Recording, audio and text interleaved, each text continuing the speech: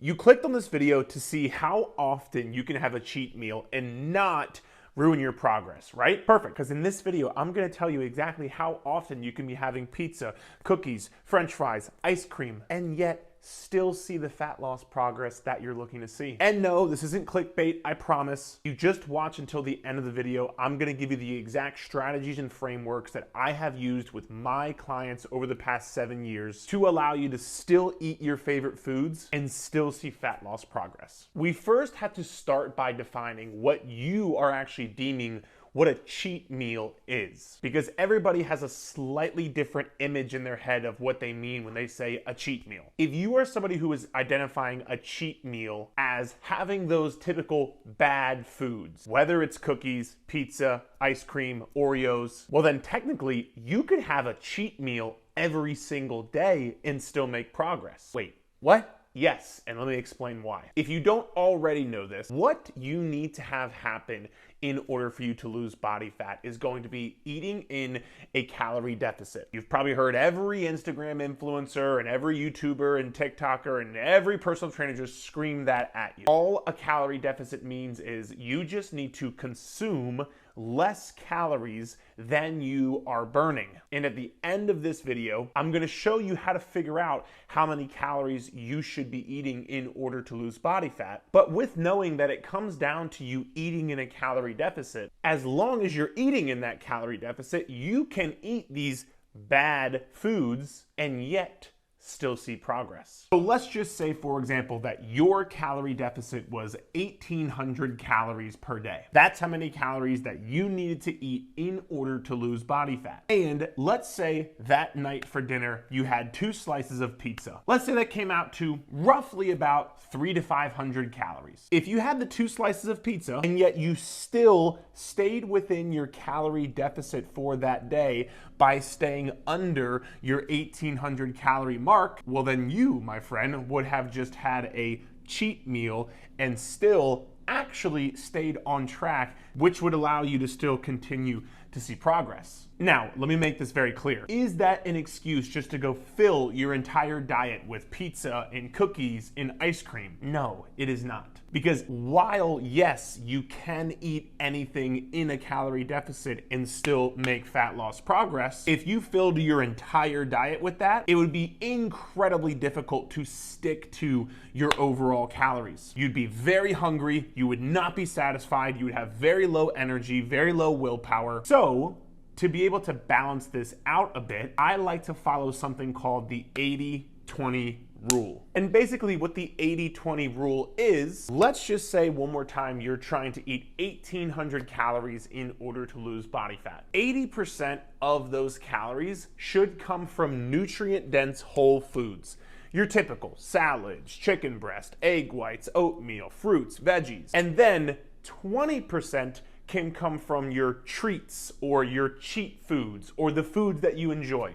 Call it cookies, call it pizza, call it ice cream, whatever. So in this example, 360 of your calories for the day could come from treats or things that you enjoy, while the other 1,440 calories came from your more nutrient-dense, typical clean foods. And so if you follow that and still stick within your calories, you can absolutely still make fat loss progress, just like one of my clients, Nicole here, did, who is down over 75 pounds at this point by still incorporating and eating foods that she enjoyed. And so to wrap that first point up, if you're incorporating these foods into your diet, is it really even cheating at that point? No, it's not, because you're not doing anything wrong by having a cookie or having some burgers or having some fries. You're just fitting it within your calories. Now, let's say your definition of a cheat meal might be, Eric, I am not just having a little bit, I am having way more calories in that meal. Cool. Remember how I talked about you needed to be in a calorie deficit, right? What I didn't tell you, not because I was holding out on you, but I wanted to save it for this segment, is you need to be in an overall weekly calorie deficit in order for you to see fat loss progress. So let's take that same 1,800 calories per day as an example. If you take 1,800 calories and multiply it by 7 days of the week, that is going to get you 12,600 overall weekly calories. So with knowing this now, let's just say, for example, you know you are going out to eat on Saturday and you might have a little bit more calories and have a cheat meal on Saturday. What you could potentially do is, let's say Monday through Friday and Sunday, instead of eating 1,800 calories per day, you just slightly ate a bit less and had 1,700 calories the other 6 days out of the week. What you would then be able to do is,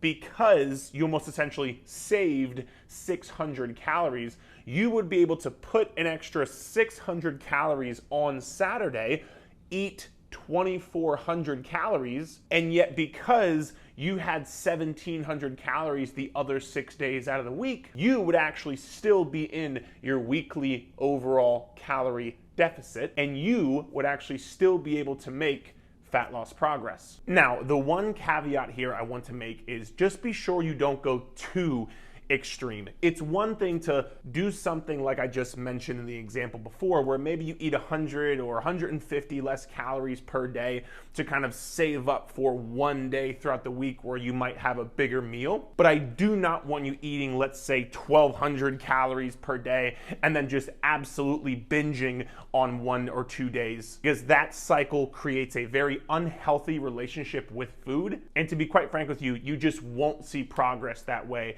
because it's too far in each direction. You want to still be able to practice that moderation. But if you can do that, then you can have one day where you're maybe having a little bit more calories and yet still being able to see progress. So again, are you really cheating at this point, or are you simply just working it into your normal diet and your normal lifestyle? So again, it doesn't sound like to me you're cheating or doing anything wrong. It sounds like you're just taking a smarter approach to your nutrition, and you're pretty smart for watching this video. If you are liking it thus far, give it a thumbs up and subscribe to the channel. Now, let's also say you're like, Eric, I am not going to stick to my calories at all. I'm going out and I'm having whatever I want and eating whatever I want. You probably think right now that you have to be 100% perfect in order for you to see progress. And although that's probably been jammed down your throat for so long and that's what you truly believe, it's just not true. You do not have to be perfect with your diet in order to see progress. You just have to be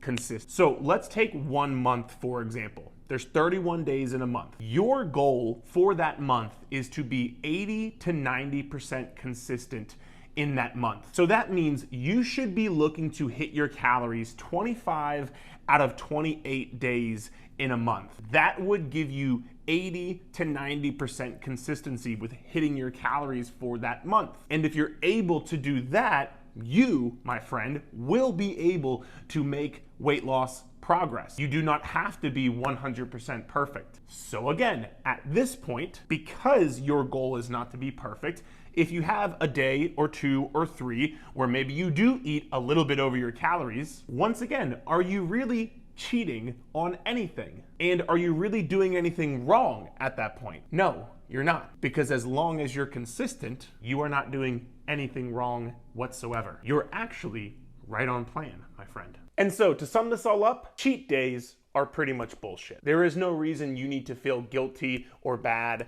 or wrong about consuming a specific food or slightly going over your calories and not being perfect one day. We aren't in 2005 anymore where all the YouTubers and bodybuilders are calling it their cheat meal. We're much smarter than that. If you follow the frameworks that we laid out earlier in this video, you will be able to not completely hate your life and suffer 24/7 while losing body fat. Crazy concept, right? Hope you enjoyed the video. If you did, please feel free to give the video a thumbs up, subscribe to the channel, and let me know below which key takeaway was your favorite. And I did not forget, if you want to learn how many calories you should be eating to lose body fat, check out this video right here.